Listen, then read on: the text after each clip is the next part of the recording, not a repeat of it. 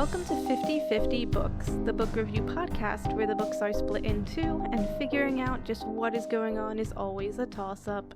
I'm Taylor.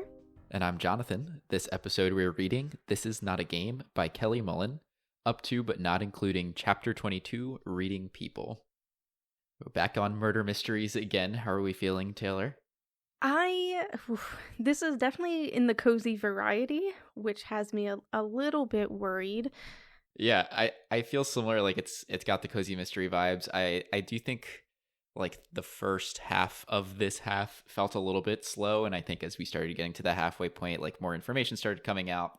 We had the sort of second climax of the story, so it's like okay, like we're starting to get more into it, and that's been helpful. But yeah, it has been kind of this like there's been a lot of information withholding, I suppose, but not in a way that's like, I don't feel like it's being teased enough for me to be like, ooh, I'm excited to learn that information. I just know we don't have enough information right now.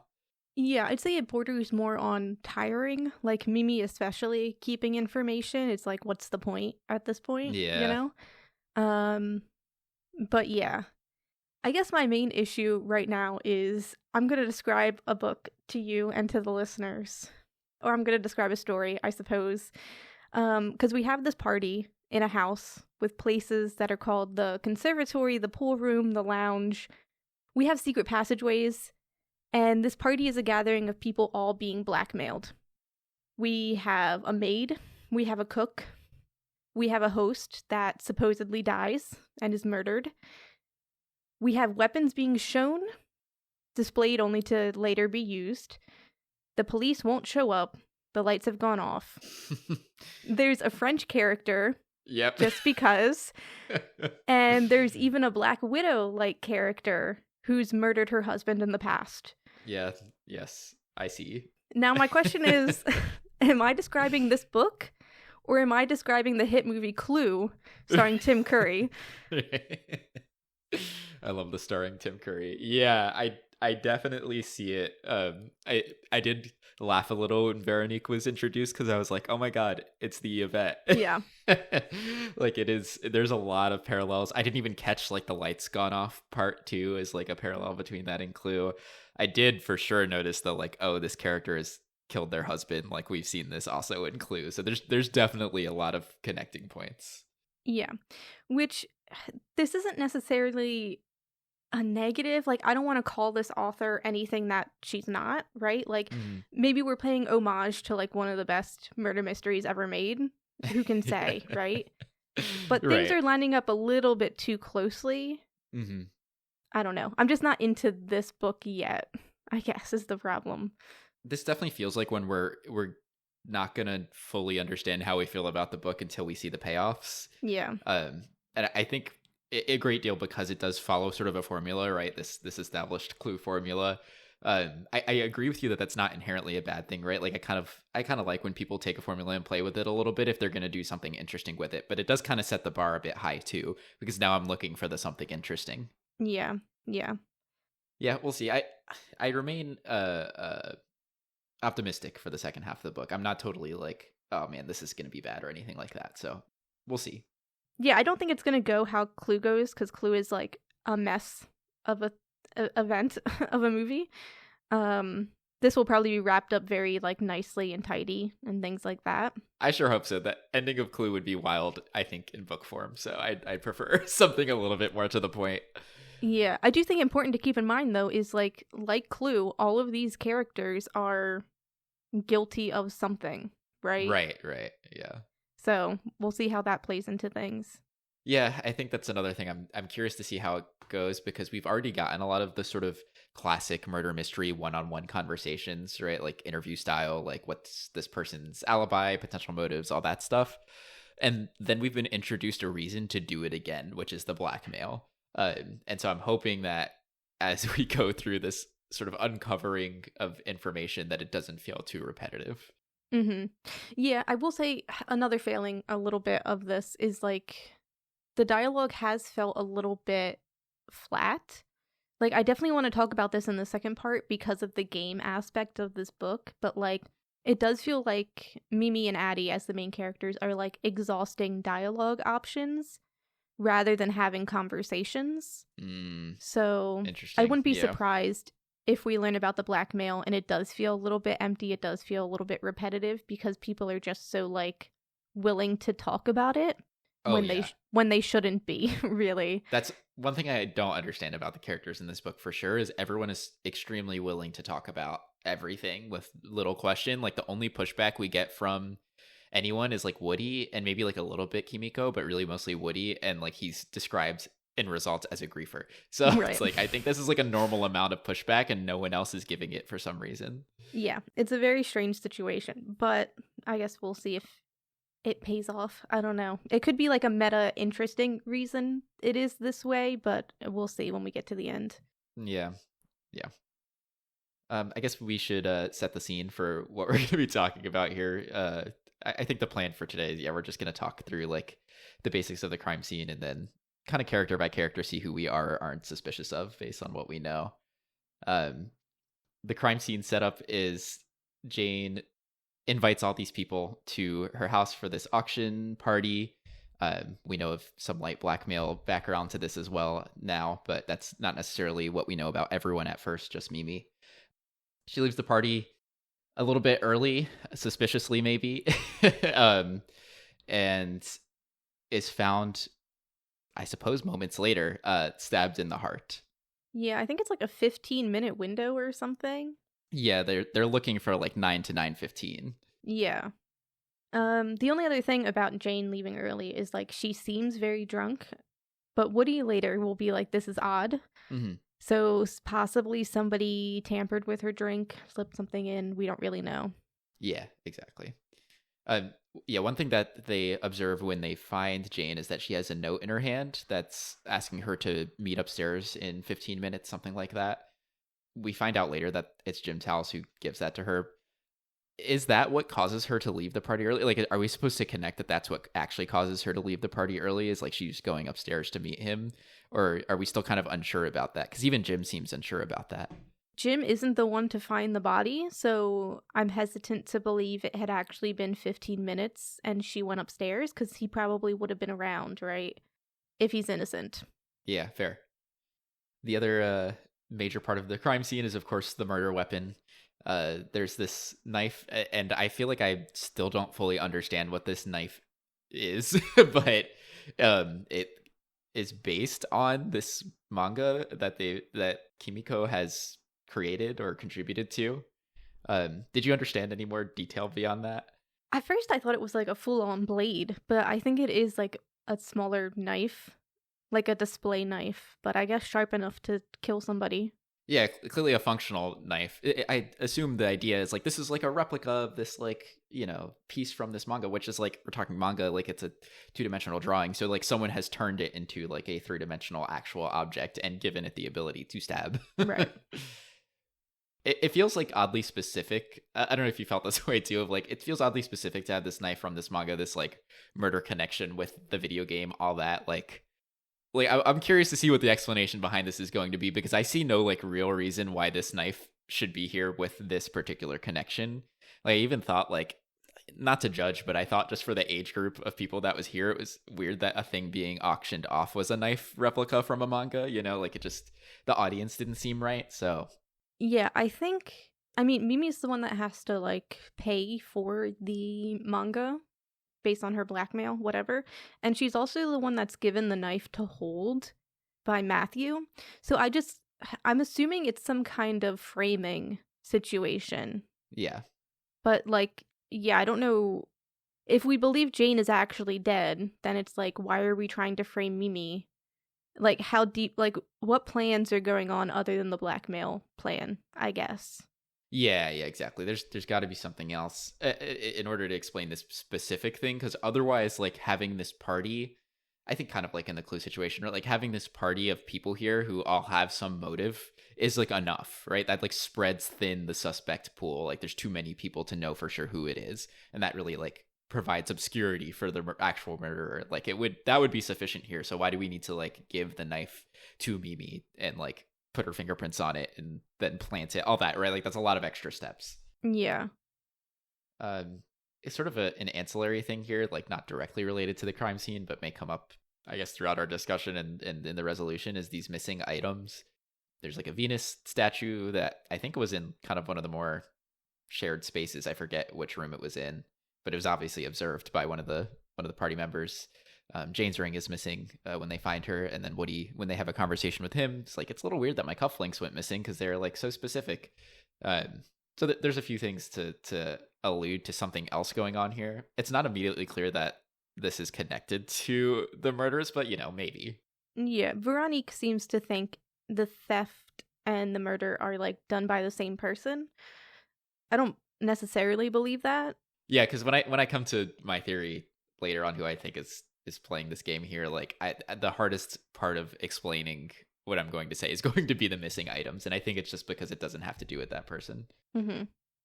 Right, so we have our main characters, Mimi and Addie. I think as readers, we don't suspect either of them because we're following them, and there's no reason to believe that there's any like behind the scenes things happening here. Now that would be a crazy twist if one of them did do it, but I just don't think that's where this is going. Mm-hmm. They spend the whole night together, so they're obviously being framed and accused because the knife was planted in the bed. Matthew finds it and it's like, I knew you hated her, which like it sounds like everyone hates Jane a little bit, so I don't know what that's about, but otherwise they're like leading the investigation, right? They're like going around, they're asking everyone what's up. Getting like lightly involved, Mimi encourages Addie to take the key from Matthew's dead body, which is definitely some amount of tampering, so danger zone. And then the other thing I'll point out that is unique to them, because pretty much everything else is going to be, every one of their other interactions will be about all of the other characters. The other thing I noticed that I thought was worth pointing out was they find, when they're down in that deep basement area, they find this notice of intention to sue for negligence. And that never like gets an explanation or anything. So I just wanted to highlight it here as like maybe that'll come into play later when we're figuring out who did this. Yeah, I mean, negligence does make you think of like child neglect, but yeah, I don't really know like what business Jane and Matthew are involved in. I mean, the only business we've seen from them so far is like the wine business they have, which seems to be failing. But like, is it failing because of bad work conditions or because it's not good wine? Right. Sounded like it was bad wine. Yeah. So, right, if you're thinking negligence in the like worker angle. Yeah. In some ways, I think this is here to set up, like, because they go through this whole section of suspecting Matthew and Jane of like kind of coordinating everything, right? As someone who recently watched Clue, I don't think that's what's happening here. But I think it's this whole scene exists to like set up, okay, they're being sued for something, so they need money, therefore they're going to extort their social circle by blackmailing them all and making them pay tons of money at this auction. Mm-hmm. So I think that's like what the sort of a theory is supposed to be after this scene. I just don't think that's what's actually happening. Yeah, I thought it was weird that like they find papers about Matthew in the speakeasy basement and then they're like, oh, Matthew must be involved, but that's like not true. Yeah, like if Jane the fact that Gus, Jane's brother, doesn't even know about this secret basement, whatever, there's no reason to believe Matthew even knew about it, right? That's a good point. I think there's like two different ways this could go. Jane either is doing the blackmail by herself, whatever, or Matthew used Jane's name to blackmail everybody, which is one of my original thoughts I had, because all of the letters are like typed out, right? So there's no reason it has to actually be Jane. Exactly, right? There's no handwriting. Right. Yeah, I think my line of thinking is similar to that of like someone is using Jane's name against her. Mm-hmm. I'm going to start planting the seed here before I give the whole theory later, but I think the only other person who has a really high chance of knowing that this space here is her daughter, Alexandra. If Nelson was still alive too, I think that was the husband's name, right? Like he probably knows about it as well, but he's dead. So these are the only people I think have a chance at knowing it. So it could very well just be Jane, but I don't know if there's some sneakiness happening behind the scenes with Alexandra. Maybe she could have been involved. Yeah, I don't. Would she blackmail people though? Like, I don't know. That's what's hard to tell. Yeah, it's like we don't know enough about her, and therefore, like, why should we suspect her to do that? Right? Like, there's nothing to push in that direction. But I just to think that it's just like Jane blackmailing people is the end of the story. It doesn't feel like enough.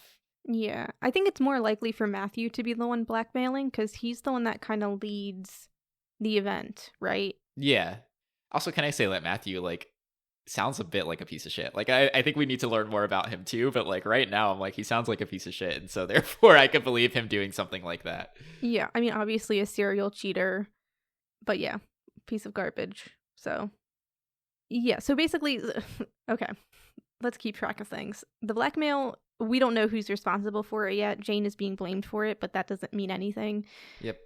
But it does mean everybody would probably want to kill her. Sure, yeah, everyone has a motive for it. Yeah, and then it's possible. Do I want to say this wild theory right now? Why not? It's possible, like, Jane, if she's still alive, if we're cluing it up here. Yeah. If she learned why everybody was actually here was because of something Matthew did, then maybe she's the one that killed him. So this is in the line that Matthew has done the blackmailing. Yes. That'd be a wild response, though, for her to just kill him for that. I mean, she's also being, like, cheated on by him, too, to be fair. I suppose. I'm just, like, kind of crazy for you to not think he would do that, though. Yeah, but she's self-centered and kind of a narcissist, so... Yeah. All right. I can give that, but it still seems unlikely to be it, but I'll take it. It's insane. I mean, the other option is Alexandria learns that Matthew did something crazy, and she's the one that killed him. Right. Which is, I think, is crazier, even though I that's about what I'm thinking, but it is crazy. I guess what I think is, like, whoever killed Jane and whoever killed Matthew, I don't think they're the same person.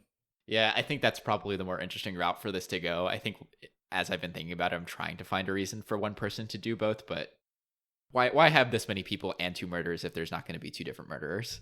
Right. Technically 3 murderers, because Veronique is already confirmed. Oh, true. That's a good point. Yeah, also, like, heavy implication that someone else is not making it to the end of this book, at least, so... Yeah. Yeah. The only other thing I guess to say about Mimi and Addie is, like, they've kind of just been accepted as the detectives of this case. Why not? They really, like, place themselves there. And, like, some people seem to understand, like, okay, Addie has this, like, murder mystery background, so, like, I guess I get that. Which I'm like, is that really enough? In my head, I'm like, Mimi is, like, prime suspect. Why would you be telling her information? You should be, like, trying to get information out of her. Especially because, like, make no mistake, Mimi is, like, grandmother, but she is kind of the worst person in this book. So that's a strong claim. I mean, I just don't like her, but do I think she's capable of murder? Yeah, probably. She basically says it in her own head multiple times. Yeah. And we still don't know what she did. Yeah. She could have murdered. Yeah. I don't think so. Though but... that wouldn't really be shocking information after Veronique really just came out and was like, yeah, I poisoned my husband. I know. So... I'm sure if she did murder somebody, it was, like, accidental. Yeah, I could see that.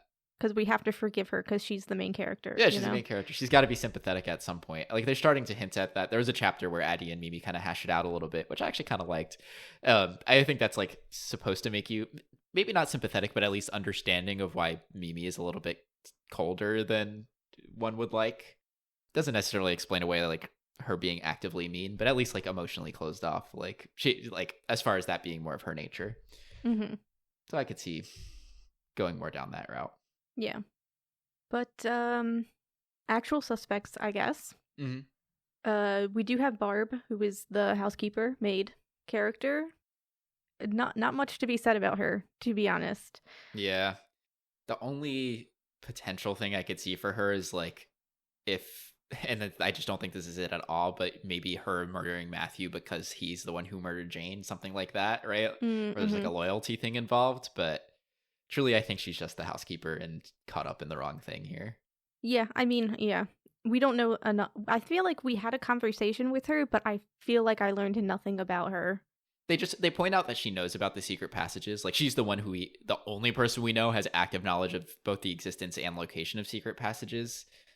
I think that's obvious. Now we're at obvious information, though, right? Like, we knew that early on, and yet we're not going down that route. I don't think that's necessarily because Addie and Mimi are stupid. I just think it's because the author is like, we're not going down that path. Like, it doesn't matter, you know? Yeah. I think it's, like, crazy we found the speakeasy, but we're still not thinking of, like, the passages because like, clue example, how are people getting around so quickly? Like, the timeline doesn't matter if you can't account for how people are moving in the passages. Yeah, for sure. 15 minutes can be a long time, especially if you're moving around, the behind the scenes. Right. So I hope we, like, actively look into it rather than just stumbling upon it, which I feel like is what's going to happen, but, we'll see. There's a chance that maybe Barb would be helpful in that case, right? And that might give her some more opportunity for character in the story, right? If they're like, oh, Barb knows about this, and like at the point where they're finally ready to investigate secret passages, probably like near the end of the book, like if they loop her in, then that could be interesting. Oh, is she gonna die? I was thinking about the fact that the cook dies in Clue, and I was like, oh no. Oh, At no. first I was like, Gus, but I think Barb is honestly more likely just because she's not given as much of a character. Yeah. I think Gus has like enough of a secret past, so to speak, that he's kind of more like the main character here. Mm-hmm. A character we also don't get a lot of information about is Sebastian. He's there, he's present, and gets like one moment of attention just before the halfway point, but before that, like, I don't even know what he does. I don't know why he's here. Like, I've got nothing.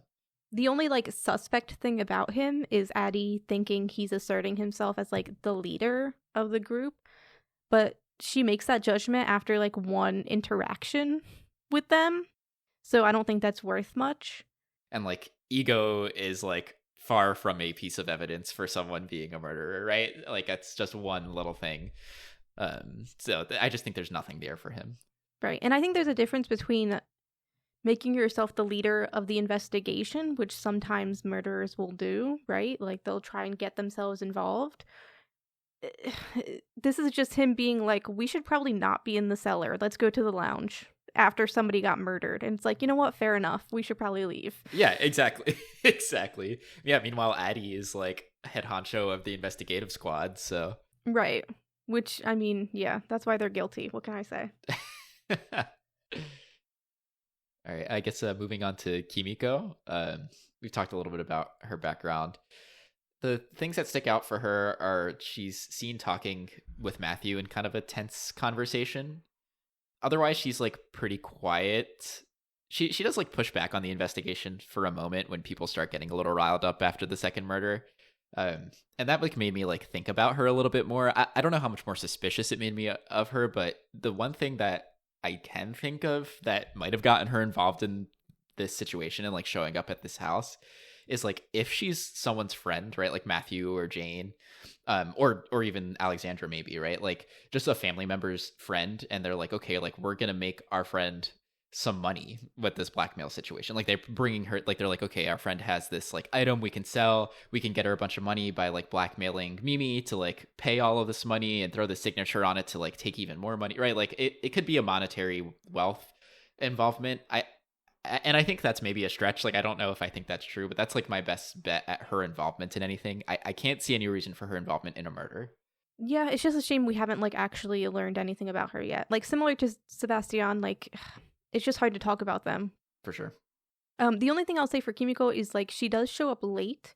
She shows up when her item is getting auctioned, which means she doesn't see Mimi hold the knife and she doesn't see Matthew hold the gun. Oh. And the weird thing about the gun is it's not loaded. The bullets are in a different drawer. So I don't think it's likely she killed Matthew, at least. Yeah, that's a great point. Honestly, I hadn't observed that she wouldn't have seen those things because she showed up late, so. Yeah. I mean, the knife was on display. She could still grab it, but... Yeah. Well, also, she's clearly aware of the knife. It's related to her stuff. Yeah, but the gun, at least, I don't know if she would have known about it. Yeah. Another character, Veronique. She is the perfume sort of consultant for Jane, I suppose. She also arrived late, apparently helping Gus with dogs in the kitchen. She's like I would say the most directly anti-Jane person we see. Like she's very openly like, I wasn't really about her, but she was my client. That was what the relationship came down to. She's the one we've been talking about has casually killed her husband. So she's clearly got like this sort of frank and dark character about her. In the way that just kind of makes her like not suspicious at all, though, right? Like where it's like, okay, like you're far too open about this stuff. It'd be far too obvious to be like, well, she's murdered before, so I guess she could murder again. I'd say she, along with Gus, are like, I guess Jim technically is also thrown in there. They're like the characters that are helping Addie and Mimi, right? Like, Yeah. Veronica's giving advice. She's open to questions. That gets passed off as, like, her and Mimi becoming smoking buddies, which I think is crazy. There's far too much smoking in this book, by the way. Yeah, I think we're going for, like, a noir effect. But... Yes, I think it's going for the vibe, but I'm like, the cigarette mention is far too frequent. Like, I think Woody, like, starts smoking in the bedroom. Like, I'm over it. Yeah. Yeah, but yeah, Veronica is too helpful. You could say she's like suspiciously helpful, but I don't think so. I think she's just supposed to be like the cool French character. Yeah, I mean, I think she's fun. I like that she's direct. Yeah, I don't think she does anything suspect though, other than kill somebody. Right. I guess the only other thing is maybe the poison connection. She poisons her husband, but I think that's not through digesting. I think that's through like body perfume. Right. I guess inhalation. And, yeah, Jane gets possibly poisoned. So maybe, but I think different type of poison. So I don't know. Yeah, I'm not convinced by the poison thing anyway. She's stabbed in the heart. Like, who cares? I guess that could just mean 2 people tried to kill her. Yeah, I just think it's weird that Addie's like, it could be poison, and then we just don't talk about it. Yeah, that's true. Other helpful person is Gus. We've talked about him a bit. Mm-hmm. He's the brother, the chef. Him and Woody, I think, were both making drinks throughout the party. I think Gus more so that's a little strange, because of what happened with Jane. But I don't know. Wait, strange in what way? Like if Jane's drink did get spiked. Oh yeah. Then somebody, I mean, it's so easy to spike a drink. It really, truly could have been anyone. But he does make drinks throughout all of this. Some of them with interesting names. I don't know why he's making last words for people.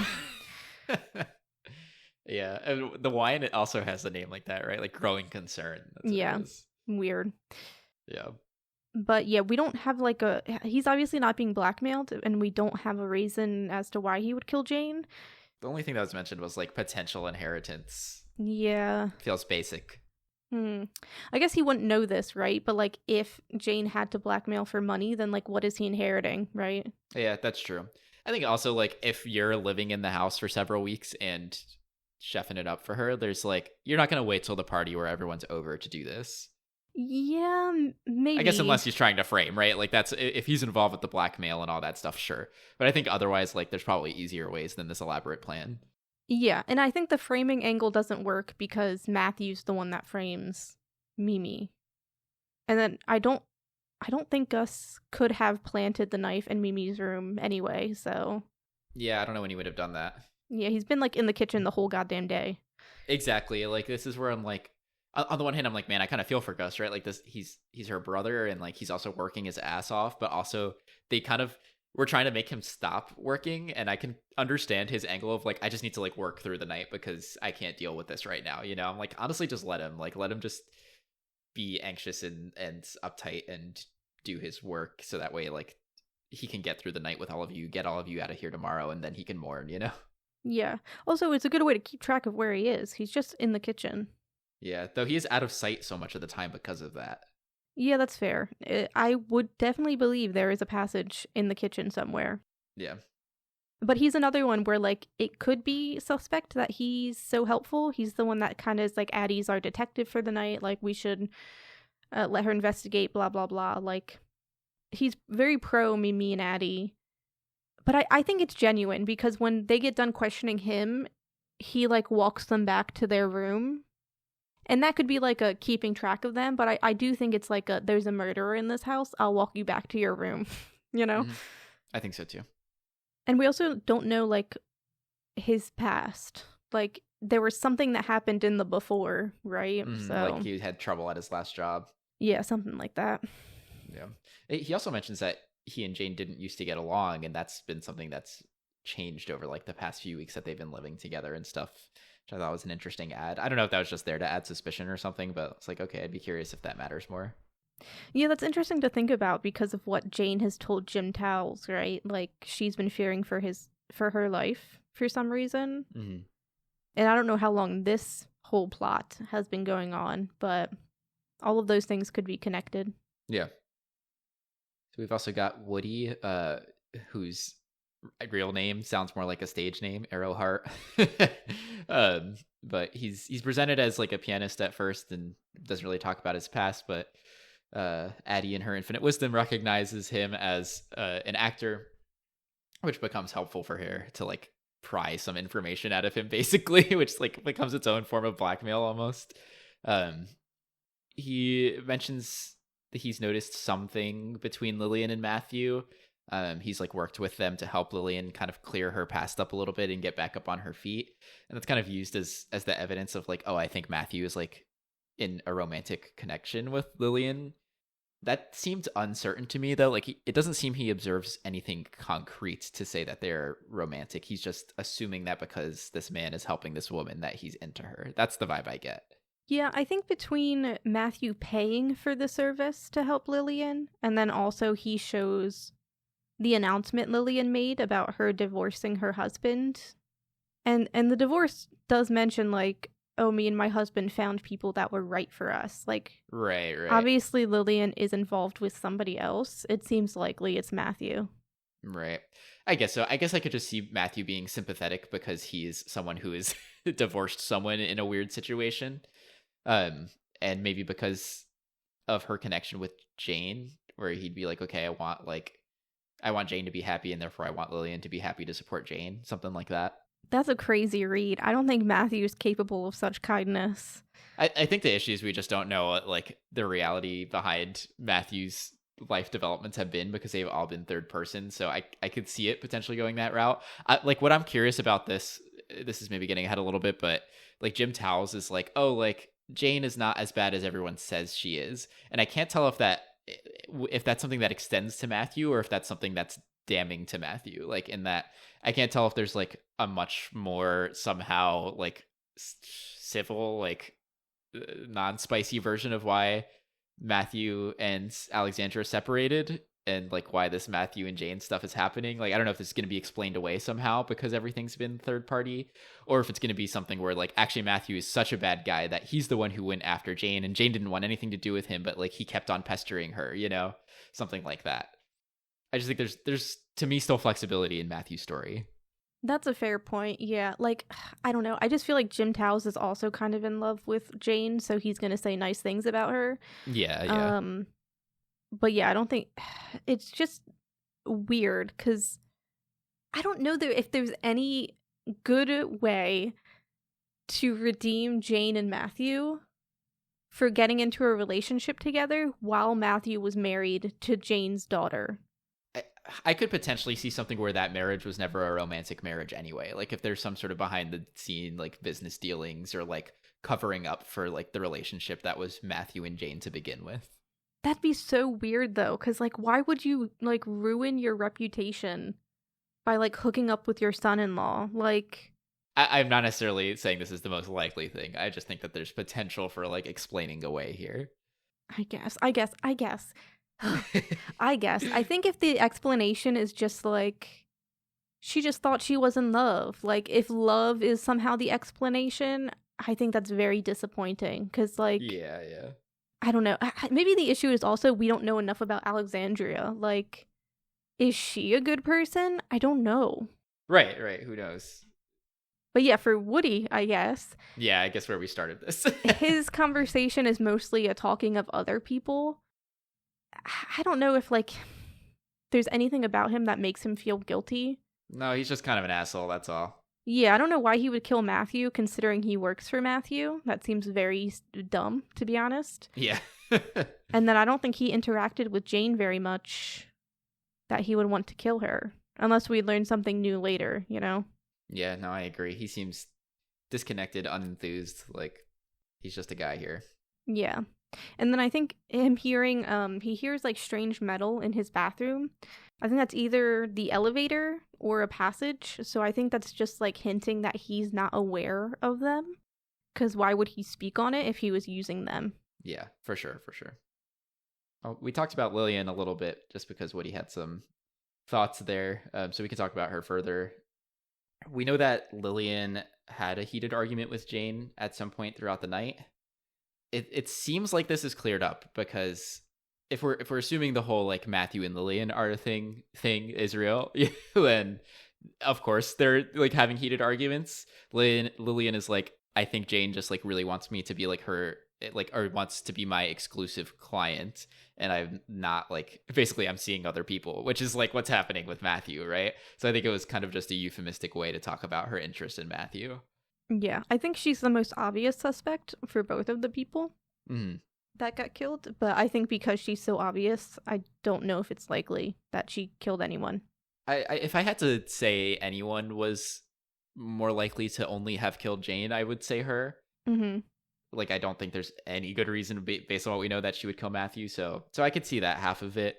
Do I think it makes sense with all of like the blackmail and like timing of it all? Not so much, of like, why would you choose this moment to do it unless she's also coordinating the blackmail, right? It's kind of hard to separate the idea that the person who killed Jane is not the person who did the blackmail. Like, it feels like those should be the same people because that's how you set up suspicion on everyone else, right?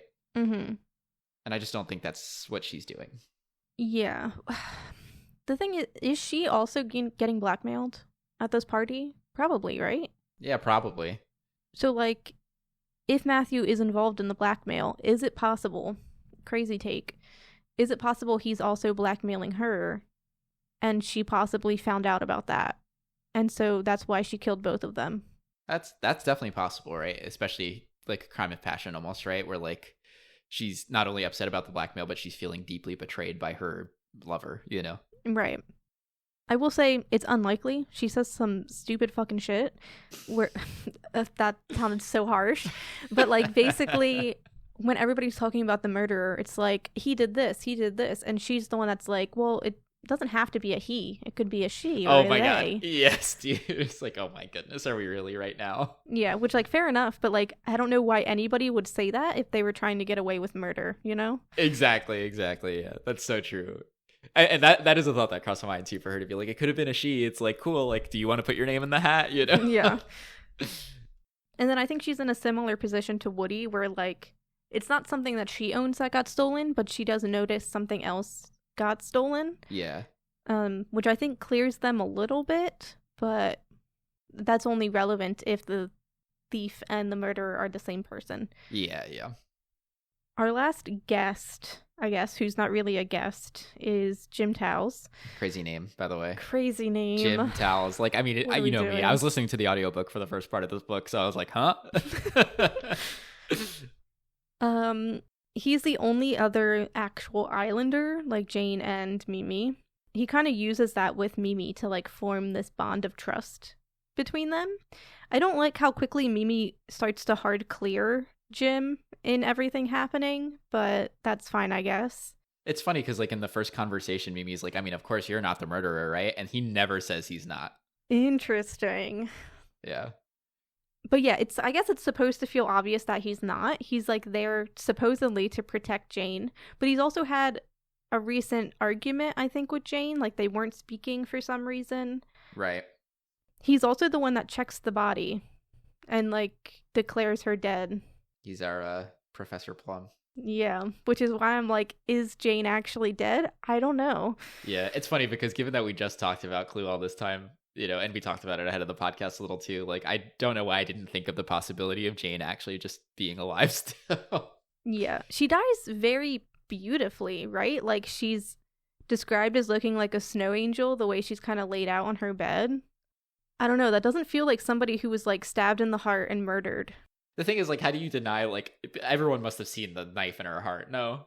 Well, the knife was gone. Oh, I guess, but, like, they would have seen the gash. Like, there's no way it doesn't look like bloody murder at that point, But, like, fake blood. Yeah, I suppose, like, to get to the point where we're calling it a stab in the heart, I think requires a little bit more than fake blood, I don't know. I guess it depends on, like, what she's wearing, but, like, if she just has, like, a gash in her dress and enough blood covering it, nobody gets close to the body. That's true. Who's gonna go up and, like, open up the dress and see that her skin is also opened up? Yeah.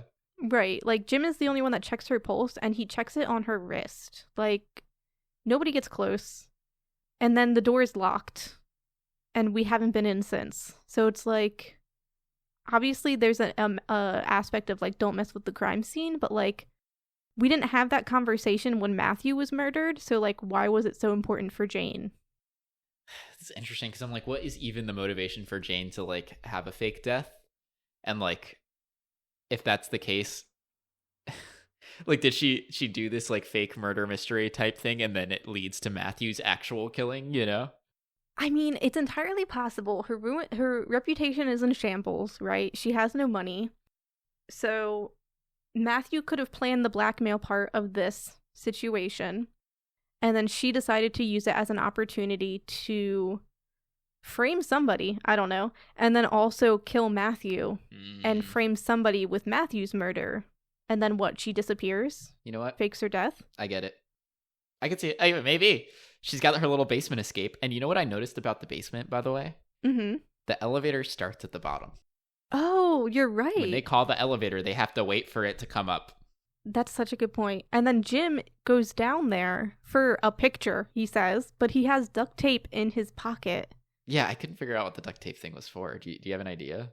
I don't. I think it's either like maybe he's turned on Jane and he's like holding her down there. Oh my god. Or that's like dire situation. Yeah, for sure.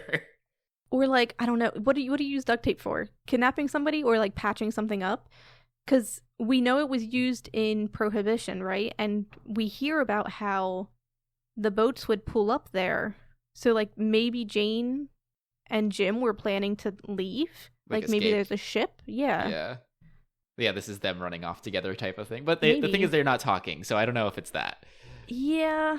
But is that like a cover-up, right? Like right, so he can get his stuff done.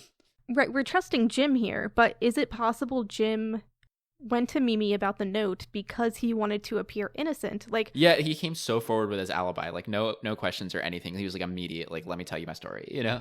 Yes, like he was the one that started that conversation. And then he could be doing that so, like, Sus isn't on him anymore, and then he can kind of move around a bit more freely so that he can, like, you know, do whatever with Jane. Yeah. Yeah, no, that lines up. And I could definitely see Jane having some motivation to kill Matthew if he's as much of a piece of shit as we seem to think he is, you know? Right, because it's what? This is Jane's house, right? So, like, if they are in financial ruin, how much of that is because of Matthew?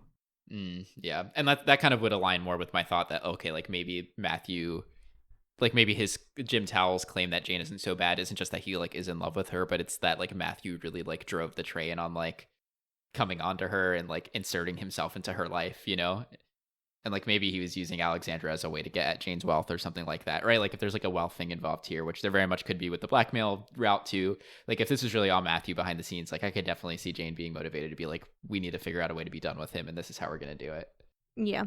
Another interesting area is Jane has like a bunker as well, right? Mm-hmm. Yeah. Where somebody could like live, basically. That's a good point. Yeah. That could be a good place for Jane. It could also be a good spot for Alexandria if she is in the walls right now. Right. Yes.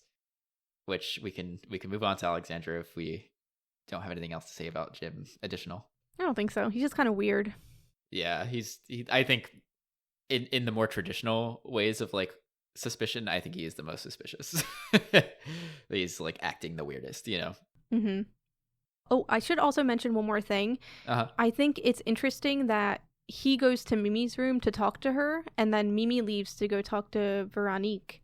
And then Matthew finds a knife in Mimi's room.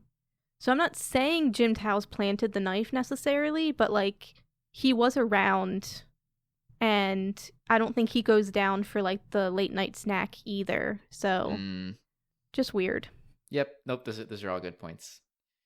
Yeah. So the last person who's not here, Alexandra, but is mentioned. I feel the need to talk about her just because she is part of this main family and sort of intertwined, and she's been wronged, as far as we know, by both Matthew and Jane, right? Mm-hmm. So she's like the one person who's not here who still has motivation.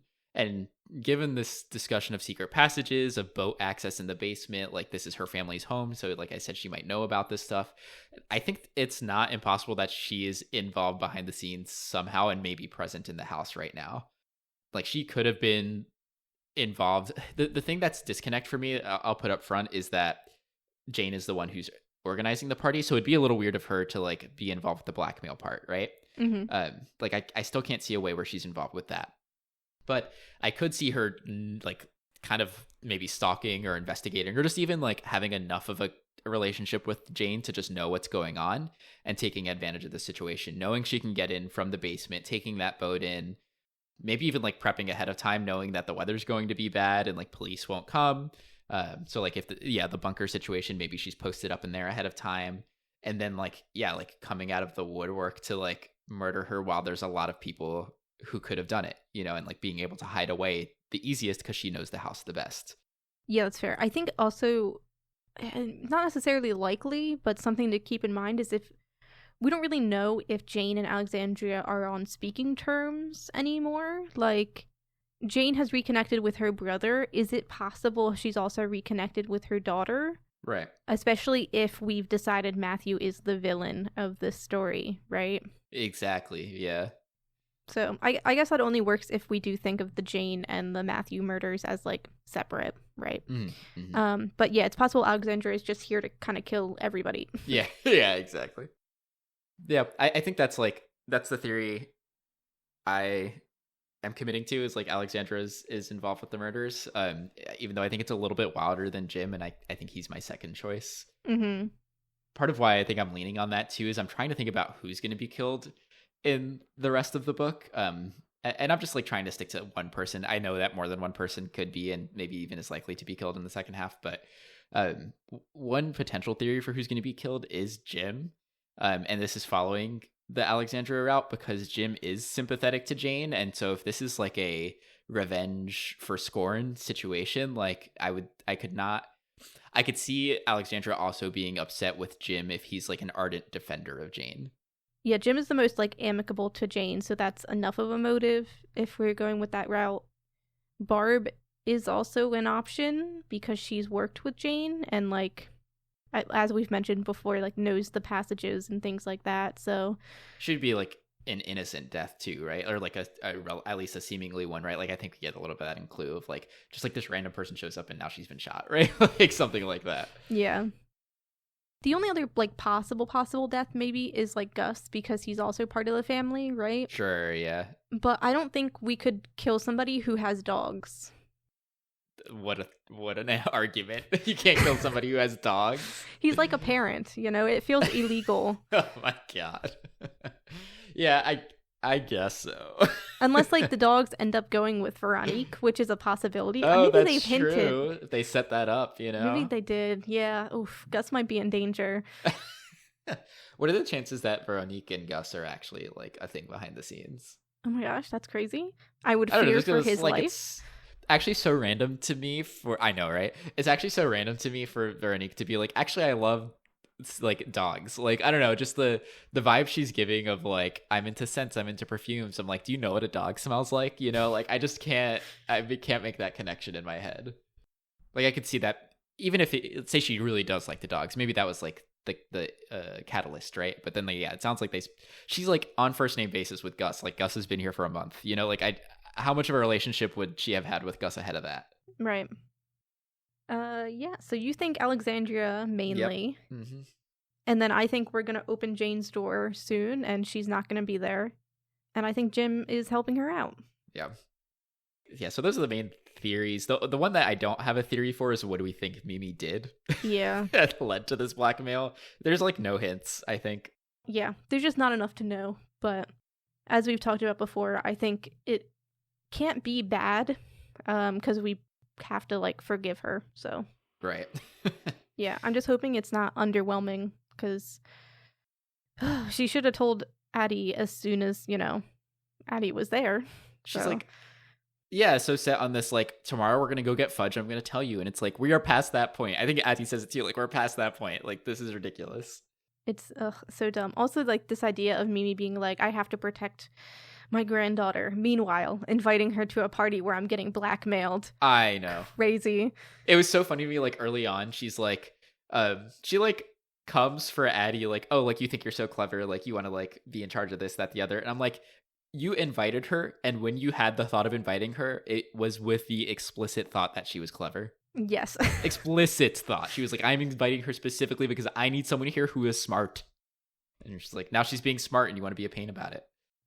Also, Addie being like, people think you killed this woman. Can you take this seriously? And Mimi's like, okay, let me chug 5 gins really quick. I know. Oh my goodness. Doing too much. Yeah. There's too, yeah. It's honestly in the same vein of the cigarettes. There's too much like, I need a drink, you know? Yeah. I think, yeah, it's really feeding into that noir type of vibe, I think. Yeah. Let me squeeze in one more small theory while we're on the topic of Addie and Mimi. I think because there's this like underlying they're repairing their relationship thing that hasn't really gotten a lot of airtime, but probably will more down the line. My prediction is that Addie's going to move to Mackinac. And I think it'll be like that kind of cozy mystery thing of like the city girl like needs to move out to like the quiet area to like find herself, you know? Yeah, the only thing is like obviously the lawsuit happening in Chicago, but considering the breakup, it does feel very like, you know, city girl has her heart broken, she moves to the small town type of vibe. Yeah, she like, you know, people are like, you need to get back into video games and find your creative outlet, and she's gonna be like, I just need to like get out of the city and like do my like little writer's retreat in Mackinac, you know? Yeah, I'm actually surprised there's not like, this is gonna sound crazy, but like not a love interest. Yeah, that's true. That's fine with me though. I'm like over the Brian stuff immediately, so. Oh my god, the Brian stuff is driving me crazy. Like, yeah, girl, like every mention of it is silly. He stole everything from you, and you also hear Veronique speak about her killing her husband, and she's like, "Don't trust a man." And then immediately, Addie's like, "I should call Brian." I'm like, "Girl, get up!" Call. I was so glad that she got the like consequence of that, of like him not answering and being like, "Oh yeah, now he's gonna feel super good that I gave him a call." You know, like you should think that because that's exactly right. Yeah, and this is advice to anybody out there: don't fucking call him. Right. Delete his number. Get rid of it. Honestly. Like, there should be no communication between them. It should only be between their lawyers. Absolutely. And also sign a contract, even if you're helping somebody else. Yes, the way she was like, I didn't want a contract. Like, oh no. Yeah. Ridiculous. Yep. Anyway. But that's second part. That's second part conversation. Yes. Second part conversation will also be seeing who's right. Probably none of us. I'm sure something crazy will happen. If you have your own thoughts and theories, all the socials are in the description, obviously. And thanks for listening. Bye.